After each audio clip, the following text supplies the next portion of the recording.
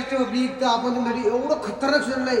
तुम्ही काय म्हणता न्यू बॅलन्स म्हणता तुम्ही. हे बघा न्यू बॅलन्स डायरेक्ट फेकून द्या मित्रांनो, डायरेक्ट फेकून द्या. एवढं खतरनाक सुधारलं नाही डायरेक्ट ID0Pro 3 एवढं लाईट वेट, एवढी पंचिंग तुम्हाला दाखवणार मी की पंचिंग कशी आहे. एवढं लाईट वेट आहे मित्रांनो.